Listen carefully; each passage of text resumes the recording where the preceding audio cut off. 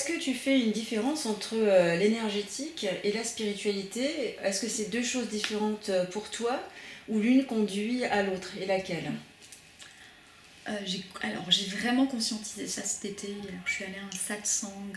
Satsang, c'est la parole de l'éveillé, la parole du maître.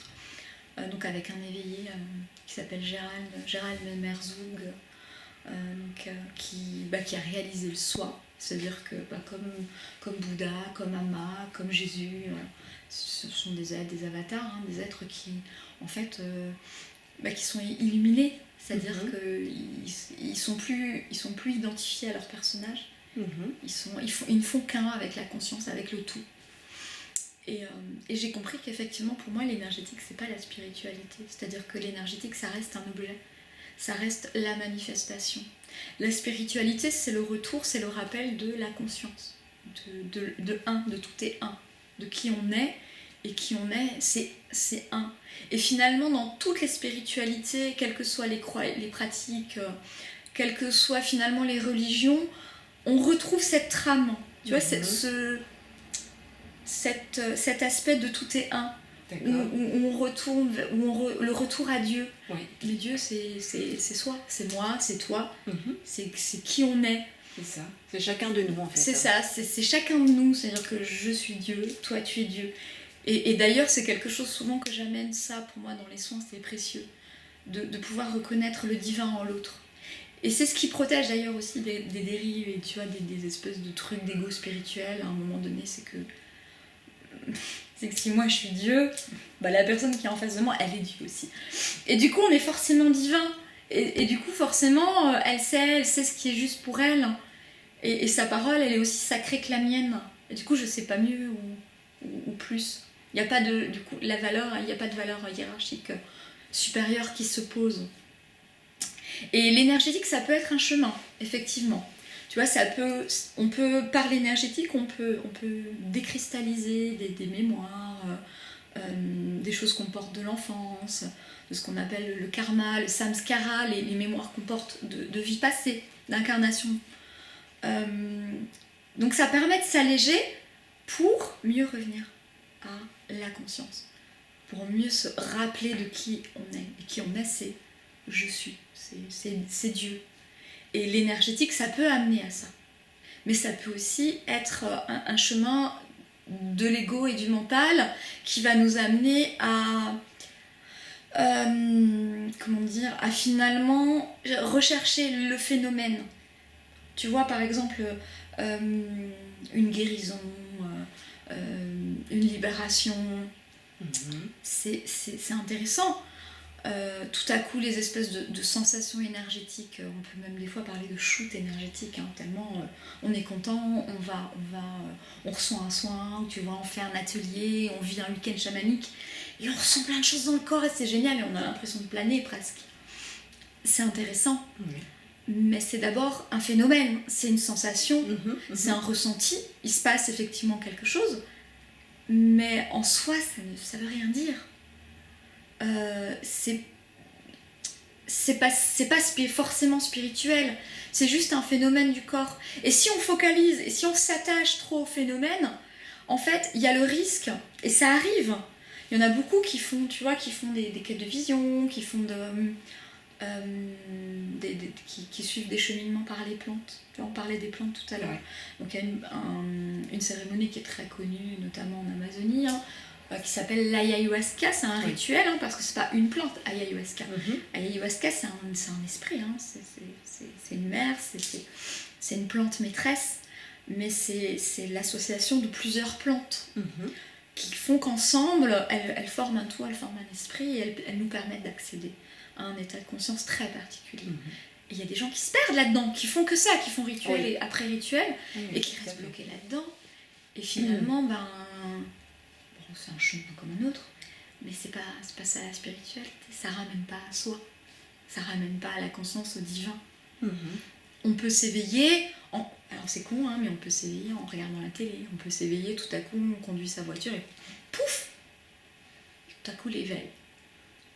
Et il y a des gens qui s'éveillent et qui vivront dans la matière et qui vont continuer de fabriquer, un boulanger qui continuera de fabriquer son pain, un maçon qui continuera de fabriquer des maisons, et qui pourtant sera parfaitement éveillé, qui lui aura réalisé le soi et qui aura, entre guillemets, spirituellement, qui aura intégré la conscience en soi, c'est-à-dire qu'il aura transcendé sa condition humaine. Il y a vraiment un état de transcendance. Et c'est-à-dire que cette personne, finalement, elle sera la conscience. Au même niveau que Jésus, au même niveau que Amma, au même niveau que d'autres éveillés en Inde ou dans d'autres cultures, et qui, du coup, continuent de vivre leur vie simplement. D'ailleurs, c'est ce que font la plupart des éveillés. Et c'est en ça, tu vois, qu'il y a vraiment ce piège de l'énergétique, c'est que parfois, on peut se jouer à se faire croire que parce que nous on vit dans l'énergie, on vit des choses énergétiques, nous on a compris mieux que notre voisin, parce que lui il médite pas, parce que lui oh là là il est plein de négativité, il se plaint tout le temps, il a rien compris à ce que moi j'ai compris, il est pas spirituel du tout. Ouais. Tu vois, ça c'est un piège. Parce que si on est capable de juger les gens parce que eux ils ont rien compris, ou parce que eux ils ont pas de pratique spirituelle, et parce que eux ils font pas de plein de soins énergétiques, et qu'ils nous copient pas, qu'ils suivent pas notre super beau chemin parce que nous on a compris plein de choses, là si on suit ça, c'est que non, on n'est pas dans la spiritualité. Là on est dans le mental, et on est dans le mental qui compare, on est dans le mental qui juge. On est dans le mental qui se rassure et qui joue à se faire croire que waouh, il a tout compris. Et du coup, si on a compris, on est dans le contrôle et on maîtrise. Du coup, ce que je maîtrise, ça me permet de me sentir en sécurité. Oui, c'est ça, en fait, c'est le piège de l'ego. Ouais, c'est ça. Alors, il y a un autre domaine que j'aimerais aborder avec toi, qui est lié aussi à l'énergétique, c'est la sexualité. Parce que c'est souvent, en fait, tabou. Fait, dans les stages énergétiques. Donc, qu'est-ce que tu pourrais dire, toi, comment, en fait, tu l'intègres à tes soins?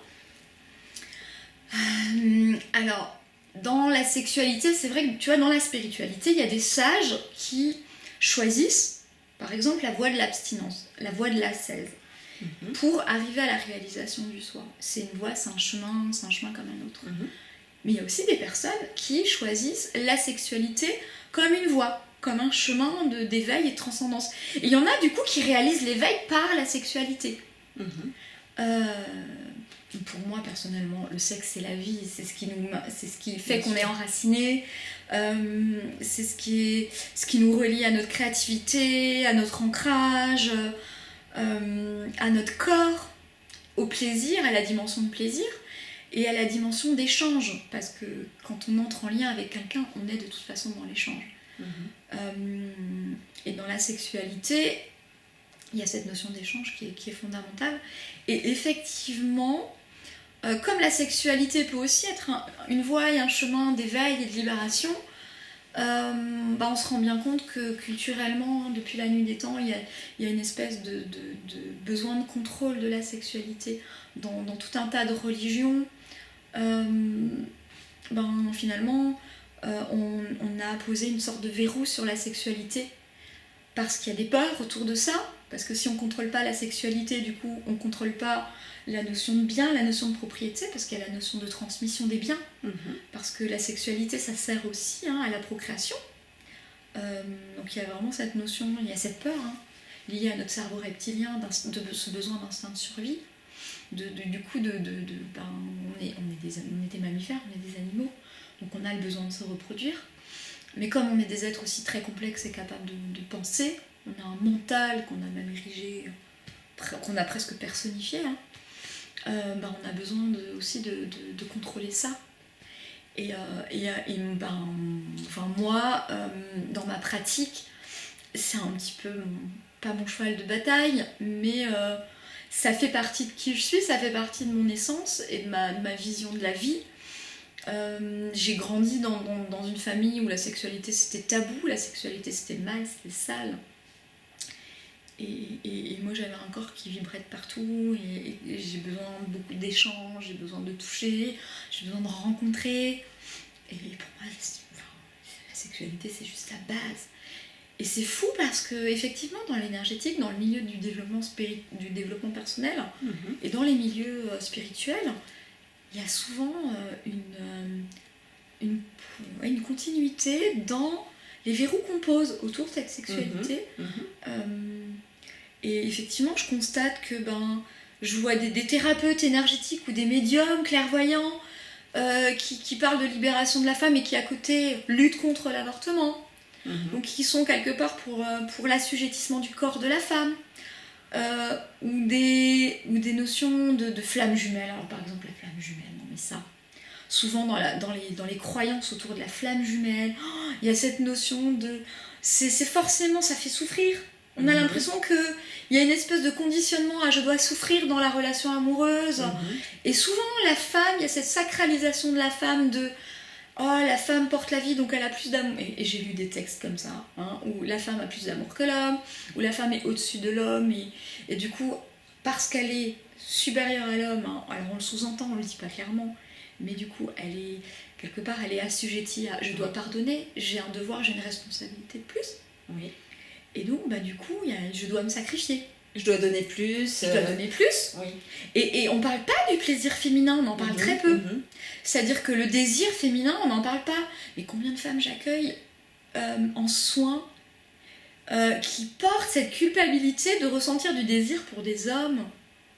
Juste parfois de ressentir du désir, comme si ne serait-ce que de ressentir du désir, c'est interdit. Ah ben non, parce que je suis mariée, parce que ou parce que j'ai un certain âge, ou parce que je suis déjà amoureuse de quelqu'un, j'ai quelqu'un en vue, je peux pas ressentir du désir pour quelqu'un d'autre. Et je trouve ça totalement dingue. Tous les carcans et les schémas qu'on se met. Ou par exemple, on a le droit d'aimer plein de choses, on a le droit d'avoir plein de loisirs. Je veux dire, t'as le droit, t'as le droit d'aimer la musique, et puis t'as le droit d'aimer la littérature. Ouais. T'as le droit d'avoir plusieurs enfants, c'est important d'avoir plusieurs enfants. Oui.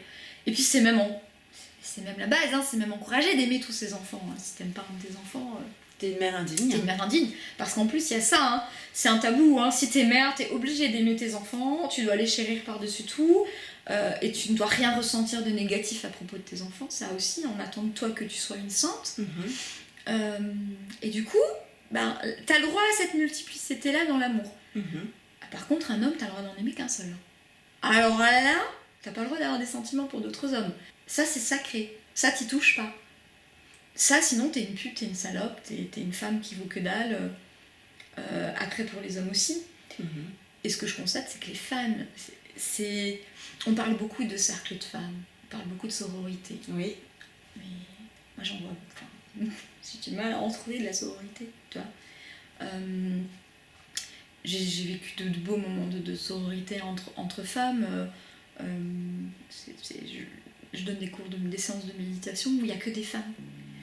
Et finalement, là, je retrouve cette sororité parce qu'en fait, au prétexte d'une méditation, ça fait plus d'1 an qu'on se voit maintenant, et il y a un climat de confiance qui se crée, il y a une écoute, il y a une acceptation, il y a vraiment un accueil de qui on est. Et je me rends compte qu'on arrive à se poser et à lâcher des choses, et y compris à s'autoriser à être vulnérable, ça c'est tellement important. Alors que souvent, les femmes sont les premières qui véhiculent ces idées très patriarcales. Et d'ailleurs, c'est assez connu que dans les... Finalement, qui étaient les meilleurs gardiens pour les esclaves? C'était les esclaves eux-mêmes. Exactement, oui. Et en fait, les femmes sont les meilleures gardiennes de leur esclavage et de leur soumission. Ouais, alors merci de le dire, parce que c'est quand même assez rare de l'entendre.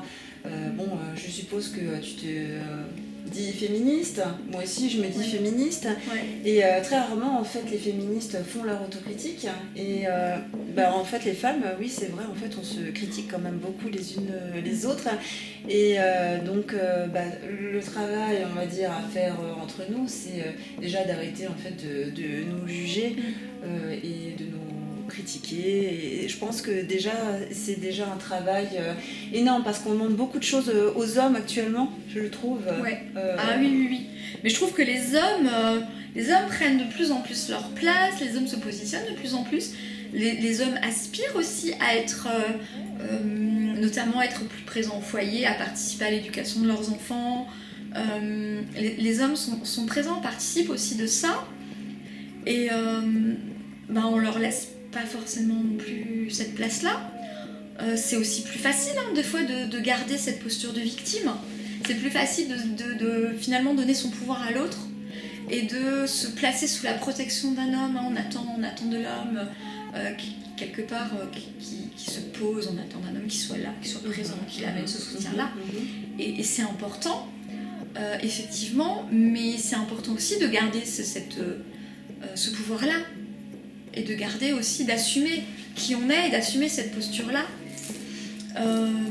Parce qu'après, finalement, à partir du moment où on donne ce pouvoir à l'homme, et c'est chouette parce qu'on se sent sécurisé, oui, ok, ça c'est super. Mais cette sécurité-là, elle peut avoir un prix aussi, c'est-à-dire qu'après, ça commence, on se sent protégé, mais l'homme après, lui avec ses croyances et ses peurs à lui, il peut aussi nous protéger de nous-mêmes. Exactement. Il peut décider de ce qui est juste pour nous, de jusqu'où elle va, cette protection-là. Et j'ai l'impression que c'est aussi, quelque part, ne pas assumer, la peur d'assumer son désir, la peur aussi finalement du regard des autres et du regard des autres femmes. On porte aussi des choses dans nos lignées de mères, dans nos lignées de femmes. La peur d'être jugée aussi par nos enfants, parce qu'il y a des choses qui sont transmises aussi à nos enfants. Moi je le vois, mes filles elles portent aussi des choses, je leur transmets aussi des choses et pour moi c'est important d'échanger avec elles, parce qu'elles baignent dans des croyances, dans des conditionnements, elles baignent dans une société et elles auront leur propre route à faire aussi là-dedans. Et moi je sais que c'était très important pour moi d'éduquer mes garçons. Et mon aîné, on a toujours parlé librement de sexualité tous les deux. C'était important pour moi de parler de la notion de consentement. Oui. On n'embrasse pas une fille sans son consentement, on lui demande la permission. Si on sent qu'une femme n'est pas en état de donner son consentement, à un moment donné on interroge, on n'y va pas. C'est important, s'il y a un doute, on évite. On reprécise les choses. On peut poser, on peut interroger, on peut demander. C'est important, si on ne sait pas, de poser des questions. Et c'est aussi important pour les hommes de s'exprimer, mais c'est notre rôle aussi de mère. Parce que tous ces hommes-là, on parle de climat, on parle de culture du viol, mais il y a des mères, il y a des mères aussi, qui par leur fonctionnement, transmettent aussi ça. Est-ce qu'on prend le temps d'éduquer nos garçons ?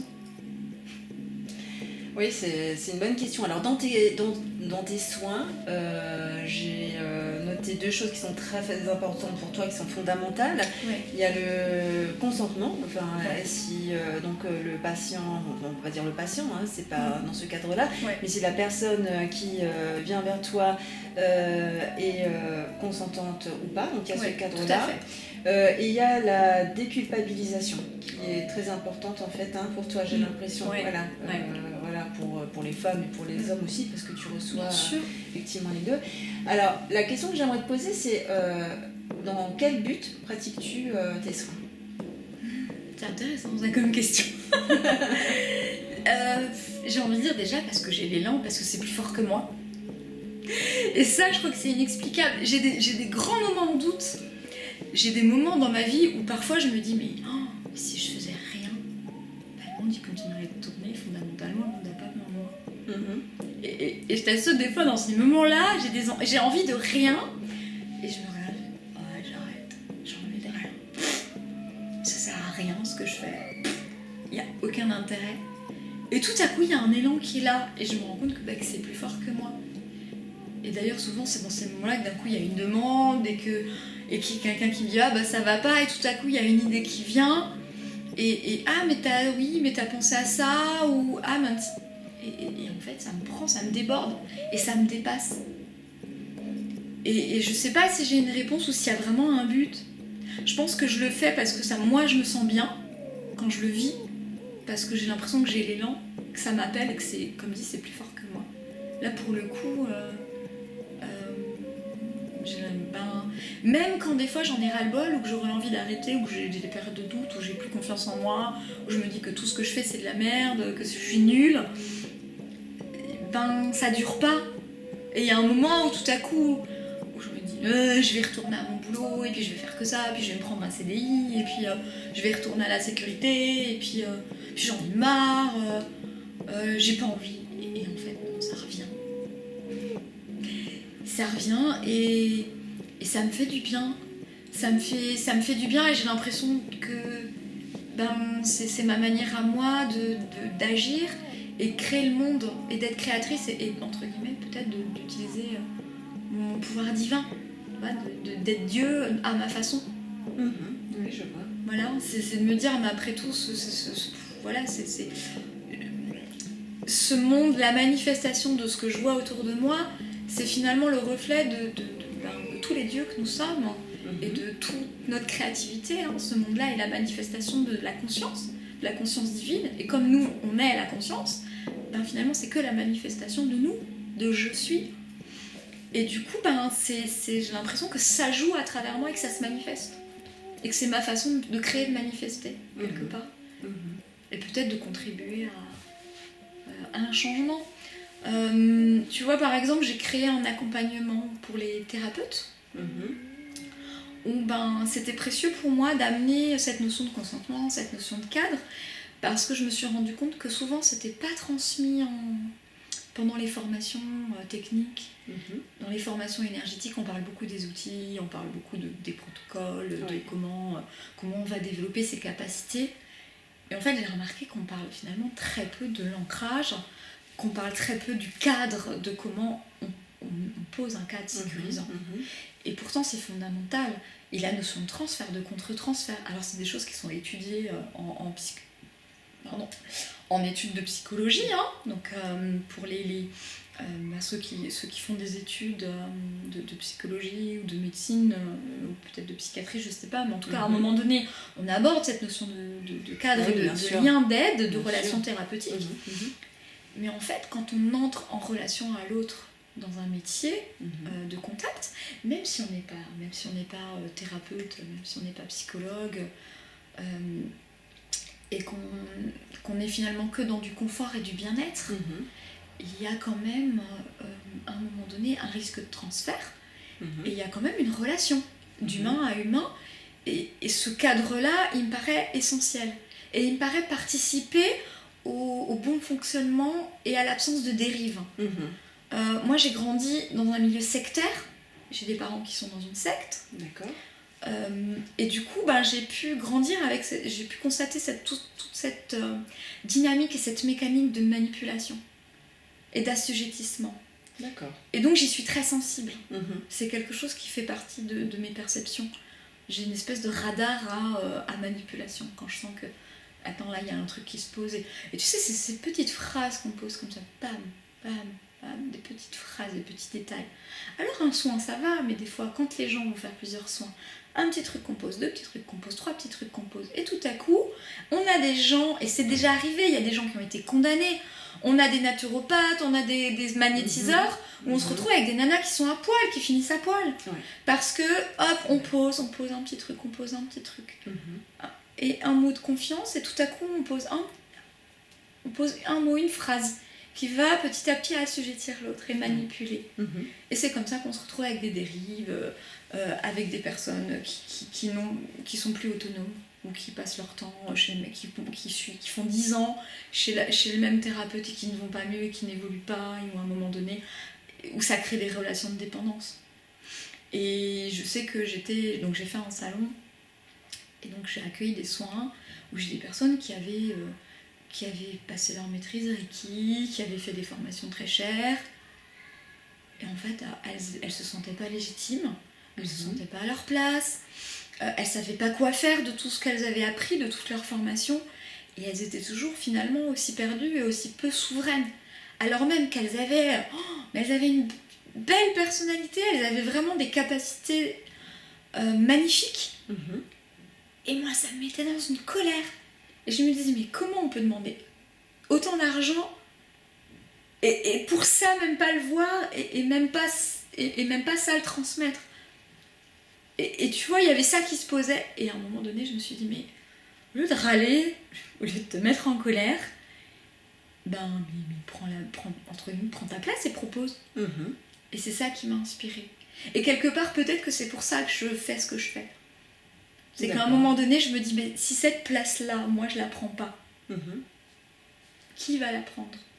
Sans doute quelqu'un d'autre.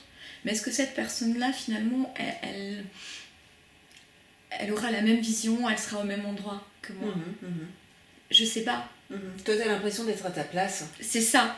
Et tu vois, c'est comme dans un jardin. Alors en ce moment, ça fait des semaines que je débroussaille mon jardin. Alors, je te dis pas, avant j'avais des biquettes, donc c'est super, elle me défrichait le jardin. Maintenant j'ai plus de biquettes, du coup j'ai de la ronce partout.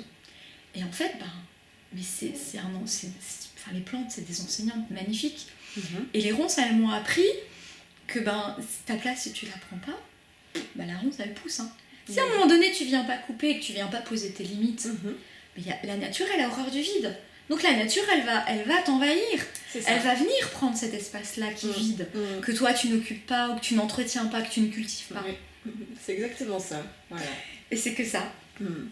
Et du coup, quelque part, ma transmission à moi aussi, c'est ça. C'est tout ce travail que j'ai fait moi pour arriver à prendre ma place et arrêter de me sentir toute petite. Et arrêter d'avoir peur, de rayonner. Et à moi mettre des lunettes, et quelque part à moi mettre une espèce de combinaison pour pas que les autres aient à mettre de lunettes de soleil parce qu'ils supportent pas le rayonnement. À un moment donné, je me suis dit, non. Et du coup, ça, je le transmets. Ce truc de, vous avez quelque chose à partager, à offrir. Moi, ce que je peux apporter, c'est ça, c'est de vous aider à rayonner, à prendre votre place. Super, j'adore. Voilà. Alors, pourquoi vient-on te voir ? Pour plein de raisons. Souvent pour des raisons qui sont émotionnelles. Alors ça peut être plein de raisons, ça peut être un mal-être, un deuil pas fait, des traumas. Souvent les soins que je donne, c'est des personnes qui des fois ont un suivi en parallèle. Et d'ailleurs c'est des suivis que j'aime beaucoup parce que c'est des personnes qui ont des accompagnements thérapeutiques avec des professionnels, avec des psychologues. Et à un moment donné, y a une limite, c'est-à-dire que la parole permet de libérer certaines choses, mais dans l'inconscient est bien fait, l'inconscient nous protège. On a des gardiens, parfois notre mental a tellement peur de nous, qu'on souffre à nouveau, parce que nos traumatismes, on a vécu des choses qui ont été difficiles, et qu'on a un mental qui est bien fait, qui n'a pas envie qu'on souffre. Et on a tellement d'amour pour nous-mêmes qu'on se protège de cette souffrance-là. Du coup, la mémoire est bien faite, l'inconscient est bien fait, et il enfouit tout ça très très loin, très profondément dans le corps. Et donc on va somatiser des choses, on va vivre des schémas répétitifs, on va vivre des malaises, des dépressions, des crispations. Et parfois, malgré des suivis psychothérapeutiques, malgré l'aide des fois d'antidépresseurs, de médicaments, ça ne suffit pas. Il y a un moment où on se sent limité, et souvent c'est là que j'interviens. Parce grâce au chamanisme, grâce à une certaine écoute, on va dire qu'au lieu de prendre un suivi, de passer par un protocole, moi je vais faire ça. Et on va prendre un raccourci, on va prendre un chemin détourné, et on va aller voir ce qui se passe. Et on va laisser parler l'inconscient. On va écouter, on va accueillir vraiment ce qu'il nous dit. Et je pense que, comme tu disais tout à l'heure, la déculpabilisation, je pense que ce qui fait que les gens viennent me voir aussi, c'est peut-être pour ça. Je pense qu'à un moment donné, il y a un espace qui est là pour que la personne puisse finalement exprimer tout ce qu'elle ne peut pas exprimer ailleurs. Et accueillir tout ce qu'elle ne peut pas accueillir seule. Parfois, il y a juste besoin d'une présence. Il y a juste besoin de quelqu'un qui soit peut-être suffisamment dans l'ouverture et dans la bienveillance pour pouvoir oser regarder cette partie de nous qu'on n'ose pas regarder, qu'on a peur de regarder. Parce que c'est tellement douloureux, parce qu'on en a potentiellement tellement honte, on a tellement de culpabilité. Et c'est dur, la honte. Moi, j'ai vécu ces blessures de honte. C'est dur d'aller regarder ça, parce que on a vécu aussi sous le joug et sous des siècles d'autoritarisme et de pression religieuse avec cette notion d'enfer, de paradis, où il faut être une bonne personne, et si t'es pas gentil, tu vas aller en enfer. Mais ça, mine de rien, c'est imprimé jusque dans nos mémoires cellulaires, hein, dans les transmissions de nos ancêtres. On sait aujourd'hui, alors là c'est prouvé scientifiquement, il y a des études qui le montrent maintenant, que les traumatismes se transmettent dans l'ADN. Donc ça, on le sait maintenant, et ça, la médecine, enfin, l'a posé, l'a compris. Et du coup, on a ça, cette notion de... cette peur d'être quelqu'un de mauvais, d'être une mauvaise personne. Et du coup, ça, potentiellement, ça vient mettre un carcan, un couvercle. On a encore moins envie d'aller voir ce qui se passe en nous. Oui, encore cette idée, en fait, que y a un titre de roman là qui me vient en tête, « Les gentilles filles vont au paradis ». Ouais. Voilà. Ouais. Mais la suite, c'est que les autres, elles vont là où elles veulent. Hein. Donc je pense que c'est là où tu veux amener c'est ça. En fait, les personnes qui viennent te voir. Hein. Bah, c'est ça. C'est ça. Et puis finalement, de leur montrer que si on est divin, on le crée nous-mêmes, notre propre enfer. Et le paradis, il est là. La nature est tellement belle. Et il y a de la beauté en toute chose. C'est amener à changer notre regard. Finalement, on ne peut pas changer l'extérieur. On sait qu'on ne peut pas changer le monde. C'est peut-être une des choses les plus difficiles à accepter à un moment, c'est qu'on ne peut pas changer le monde. On ne peut pas changer son partenaire, on ne peut pas changer son job, on ne peut pas changer. Par contre, on peut changer notre regard sur le monde qui nous entoure. Et ça, par contre, ça fait du bien. Ça, c'est libérateur. Complètement. Alors, pour terminer, déjà, je vais te demander en fait un conseil culturel, une vidéo, un site.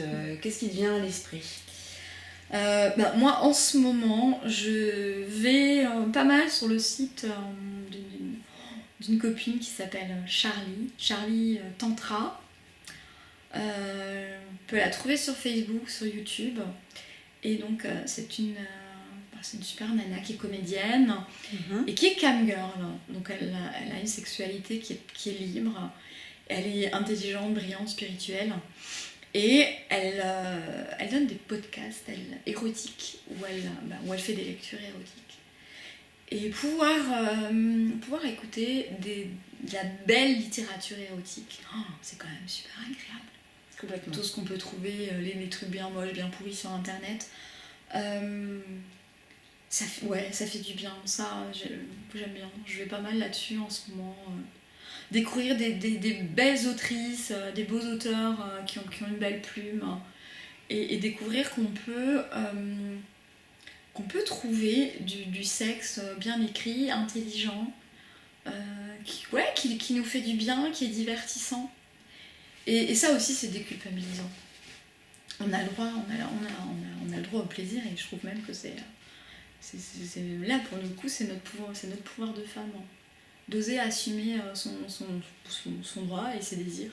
Tu vois, on parle beaucoup en ce moment de la jupe, de la tenue républicaine, et dans tous les... Enfin, moi, c'est une aberration, tout ce que je vois sur Facebook de commentaires, ou même de la part des femmes. Et tout ce qu'on lit, c'est la femme objet de désir pour les garçons, et que les garçons doivent être protégés, doivent pouvoir étudier en paix. Et à aucun moment on parle du désir des femmes pour les garçons. Voilà, c'est ça. À aucun moment on se dit que les filles ont du désir, mais moi, adolescente, mais moi, chaque fois que je sais pas, mais chaque fois que je voyais un mec sexy, lui il est beau, lui il est beau, lui il est beau, lui il est beau, lui il est beau. Oui, parce que nous, en fait, on est censé ne rien ressentir quand, en fait, on voit un garçon en short, quand on voit, en fait, un garçon torse nu. Là, c'est, en fait, très républicain, et en fait, on ne ressent rien. C'est ça. Donc, un mec qui envoie des petits poils de torse, des trucs comme ça, aucun effet. Un gars envoie les tétons sur la plage, ah non, nous, on n'est pas... Non. Une femme n'a pas de désir, elle est juste objet de désir pour le mec. C'est-à-dire que c'est l'éloge du désir masculin. Et on oublie que la femme a du désir. Et j'ai l'impression que les femmes aussi oublient qu'elles ont du désir. Et je sais même pas si elles s'autorisent à avoir du désir. Il y a de l'autocensure. Il y a de l'autocensure, il y a beaucoup d'autocensure. Et peut-être la peur de la prédatrice qu'on a en nous aussi. Parce qu'après tout, on est femme, mais on a aussi notre part masculine, et on a aussi notre part de prédateur. Et on a aussi été un homme dans d'autres vies. Donc c'est peut-être aussi important de conscientiser potentiellement peut-être l'abuseur qu'on a été aussi à un moment. On a joué tous les rôles. Et de sentir à un moment de ce à quoi on participe et de ce qu'on crée aussi nous, par ce qu'on cautionne, par ce qu'on laisse passer aussi. Et du coup, j'aime beaucoup ce site internet et tout ce que cette nana fait parce que c'est très déculpabilisant, c'est très intelligent, il y a plein d'esprit et ça participe aussi de ce déconditionnement, de la moralisation et de cette pudibonderie qu'on trouve en ce moment qui moi, me défrise complètement. Parce que dans les années 60, dans les années 70, les nanas, elles faisaient toutes du topless. Hein. Elles étaient toutes seins nus sur les plages. Et aujourd'hui, les jeunes trouvent ça choquant. Et je me dis, mais comment ça se fait ? D'où on a ça ? D'où notre génération est choquée par une paire de seins ? Enfin, je sais pas d'où ça sort. Et ce que je disais tout à l'heure, l'allaitement, allaiter en public, le sein n'est pas un organe sexuel, c'est d'abord un organe nourricier. Et d'ailleurs, le fait d'avoir une forte poitrine chez les femmes, ça nous ramène à ce sein nourricier. Voilà, c'est ça. C'est d'abord la fonction première du sein féminin, c'est la fonction nourricière. Et quand je vois comment les femmes qui allaitent en public parfois sont traitées, moi j'ai allaité mes enfants, j'ai allaité en public. Alors je me suis jamais fait harceler parce que j'ai allaité en public, hein, mais je crois qu'il y en aura un qui m'aurait dit un truc que j'aurais... Je pense qu'il se serait pris une sifflante, hein. C'est clair que j'aurais pas laissé passer, mais ça me choque. C'est un droit, c'est fondamental. Et c'est aux femmes aussi, à un moment donné, de poser ça et d'amener aussi de changer leur propre regard sur elles-mêmes. Oui, c'est vrai, non, mais tu as raison. Hein, c'est reprendre le pouvoir en fait de soi-même, comme tu disais tout à l'heure. C'est ça, et arrêter de s'auto-censurer, de se juger. Il y a énormément d'autocensure, et surtout, c'est-à-dire que si je veux dire, la jupe, si tu mets une jupe, t'es potentiellement, t'es trop sexy, t'es vulgaire, t'es une salope. Si tu te mets en pantalon, potentiellement t'es frigide. Si t'es musulmane et que du coup t'as une pratique et que tu portes le voile, et je parle pas de la burqa ou du niqab, de ce genre de truc, hein. Je parle simplement du voile. Alors là, t'es une horreur, t'es assujettie, t'es une femme soumise. C'est forcément ton mari qui t'a obligé à le porter parce que tu peux pas avoir un cerveau et avoir une foi et penser par toi-même. Et donc, systématiquement, le corps de la femme est sujet à caution et à discussion. Si t'es une femme et que tu te rases pas les poils des jambes, le poil, la pilosité féminine, c'est quand même dingue. Si tu te rases pas, même là, il y a une injonction. T'es sale, t'es pas sexy, t'es une femme qui se respecte pas, tu prends pas soin de toi, tu te respectes pas. Si tu te rases la tête, t'as un cancer. Moi, c'est ce genre de choses que j'ai pu lire. Pareil, si tu portes pas de soutif, tu vois, tout ce genre de choses. Et finalement, systématiquement, on se rend compte que quoi qu'on fasse en tant que femme, potentiellement, on devient objet. On est objet de discussion, on est objet de critique. Et on est les premières à se juger, à se critiquer. Mais moi, j'entends des fois des choses. Quand on donne un cercle de femmes et qu'on dit à son enfant de 5 ans qui joue à un jeu vidéo, qui a les jambes écartées, serre tes jambes, c'est pas féminin, je me dis, elle est où la cohérence ? Et je me dis, je peux comprendre qu'on vive, on a toutes des conditionnements, mais ça me paraît important d'autant plus quand on a envie, et c'est là, tu vois, on en revient finalement aussi à cette notion de est-ce qu'on est toutes faites pour être chamane, est-ce qu'on est toutes faites pour être thérapeute, etc. C'est pas si évident que ça. Alors on n'est pas parfaite. Et forcément on véhicule, on a toutes des préjugés et on véhicule toutes des préjugés et des conditionnements. Mais c'est important, ça me paraît essentiel et important de le conscientiser et de pouvoir le voir en soi, et d'être capable au moins de l'accueillir et d'être vigilante. D'autant plus si on est dans la transmission. Pour moi, la transmission se fait d'abord par l'exemple, avant même la parole. Oui, bien sûr, mais oui, c'est le miroir en fait. Les enfants fonctionnent beaucoup par miroir. Ouais, c'est ça.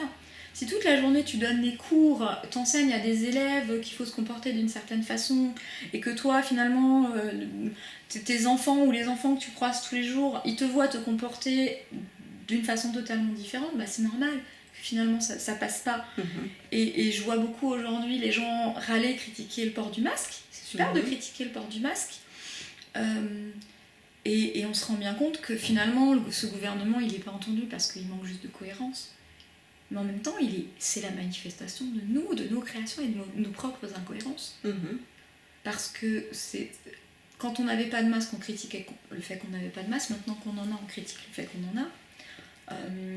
Est-ce que finalement, est-ce que ça c'est important ou pas? On se cristallise beaucoup autour de ça. Est-ce qu'on pense aux masques qu'on porte toute l'année à l'intérieur de nous?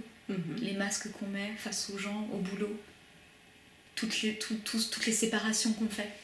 Oui, les personnages qu'on joue, tu veux dire, c'est en ça, fait. Hein. C'est ça, on met des masques. Des fois, quand on va au boulot, on met un masque. On montre pas, on parle pas de chamanisme, on parle pas de certaines choses, on cache ses tatouages, on porte pas certains bijoux, on porte pas certaines tenues parce qu'on se dit non, là je peux pas. On parle pas de ce qu'on fait en famille. On dit pas qu'on a ses règles, plein de choses comme ça. C'est ça. Voilà. C'est ça. Oui. On en a plein des masques, on en a tous, hein. On est des êtres constitués, on est des êtres organiques, on n'est pas transparents. Du coup, on a forcément des masques. Mais est-ce que ceux-là, on les conscientise? Et quelque part, je trouve intéressant cette problématique en ce moment du masque. Parce que moi, c'est de ça que ça me parle. Je me dis, c'est chouette de focaliser là-dessus, mais est-ce que ça pourrait pas être intéressant d'aller plus loin et de revenir à soi? Qu'est-ce que ça nous dit de nous aussi? Ouais, je suis d'accord avec toi, je me suis déjà fait cette réflexion. Alors comment on fait pour te joindre? Parce que j'imagine qu'il y a des téléspectateurs qui vont t'avoir regardé, qui vont dire ouais elle est trop chouette cette fille, je sais pas, j'ai trop envie d'aller la voir. Donc non, c'est très libérateur, moi je sens en fait, même je suis à côté de toi en discutant. C'est en fait tu parlais en fait de déculpabilisation, de cadre de consentement tout à l'heure, etc. Et c'est vraiment ce que je ressens en fait en discutant avec toi. Je sens vraiment une liberté de ton, se sent vraiment en confiance en fait avec toi. Merci. Donc c'est vraiment très agréable. Et donc je me demandais comment on faisait pour te joindre si on a envie de faire une séance de chamanisme avec toi. Quand on a l'élan, alors on peut me contacter des fois pour avoir des renseignements. Le plus simple souvent c'est d'aller sur mon site déjà, parce qu'il y a j'explique un petit peu mon travail, la manière un petit peu dont je fonctionne. Ça permet aussi de sentir l'énergie, est-ce qu'on se sent appelé? Pour moi c'est important d'être en affinité, de sentir qu'on a le feeling, le ressenti, c'est précieux. Et que il n'y a que soi qui pouvons sentir ce qui est juste pour soi. Pour moi ça c'est la base. Et si on a l'élan, on peut m'appeler, on peut m'envoyer un petit message sur Facebook, prendre rendez-vous. Si on a des questions à poser avant, pour sentir qu'on a besoin de confirmer ce rendez-vous-là, on peut me laisser un message. On peut m'envoyer un mail. Mais en général, je suis assez disponible. Alors, quel est ton compte Facebook? Donc, c'est Madeleine Énergie Happiness. D'accord, donc là il passe en dessous, on le mettra D'accord, ça marche. En même temps qu'on parle. Et le site internet c'est madeleine-chamanisme.com. D'accord. Voilà. Donc madeleine-chamanisme.com. Et si on veut t'écrire par mail, comment fait-on? Alors, soit on se rend sur mon site internet et là il y a mon téléphone, il y a mon adresse mail, sinon c'est madeleine.stam@gmail.com. D'accord. Je remercie beaucoup Madeleine pour cette interview et puis pour ce merci soin. Merci à toi, merci beaucoup. J'ai passé un super moment. Moi aussi. Et puis, merci pour ton accueil et puis pour cette belle rencontre. Par le hasard. C'est ça, c'est en fait les hasards de Facebook et les bons hasards, parce que on peut terminer quand même là-dessus. On parle c'est assez drôle. Des réseaux sociaux. Alors en fait on va parler de leurs bienfaits, parce que donc je partage mes contenus pour Culture Sauvage dans plusieurs groupes. Et donc j'ai partagé une de mes interviews dans le groupe de Madeleine Facebook, où tu partages en fait des informations sur le chamanisme. Oui, c'est ça, et c'est vraiment un groupe qui est créé pour diffuser des web ateliers, donc vraiment voilà, autour de mon travail sur le chamanisme. C'est ça. Et en fait, mon doigt en fait a glissé. Alors vous savez, quand on partage dans les groupes, parfois en fait on partage dans le groupe d'après, c'est pas toujours très très précis en fait dans les partages de groupe. Et là j'ai partagé dans celui de Madeleine et je m'en suis pas aperçue. C'est ça. Et moi j'étais très surprise, je me suis dit qu'est-ce que ça fait là ? Voilà, et tu m'as écrit en fait un message 2 jours après pour me dire écoute, tu m'as envoyé, tu as fait une demande en fait pour mettre une interview sur mon site, mais enfin sur mon compte Facebook, mais ça correspond pas en fait à ce que je publie, à mes publications, le contenu de mes publications. Et alors ce qui était très drôle, c'est que tu m'as dit je ne crois pas au hasard, donc tu m'as dit si tu m'as écrit, c'est qu'en fait on a quelque chose, on va creuser, qu'est-ce qui se passe, voilà. Donc on a parlé, on a fait connaissance, et puis je t'ai proposé de t'interviewer parce que ça tombait sous le sens en fait. Pour moi c'était tellement... Mais c'est fou, hein. Voilà. C'est fou, et puis quand j'ai vu cette publication débarquer, ça me semblait tellement tomber de nulle part, et je me suis dit non mais c'est... Et puis dans le contexte, je me suis dit il y a quelque chose, et c'était important pour moi effectivement de te contacter et puis de poser ça. Oui. Moi je terminerai en disant en fait, qu'il n'y a pas de hasard. Quand vous rencontrez quelqu'un dans la vie, c'est que c'est ça. Vous deviez le rencontrer pour une raison, voilà, une raison X ou Y. Donc parfois creuser, ça vaut la peine, parce que moi j'ai fait une chouette rencontre avec Madeleine. Ouais, et puis se faire confiance, oser dire les choses, oser demander, poser des questions, souvent ça amène plein de belles choses. Voilà. C'est vraiment créateur d'abondance. Ouais. Donc, oser. Oser toujours avec le consentement. Oser avec le consentement, c'est ça. Je trouve que c'est toujours... faut toujours le rappeler. Ouais, c'est précieux, je trouve. Merci à toi. Merci Émilie. À bientôt. À bientôt. Bye.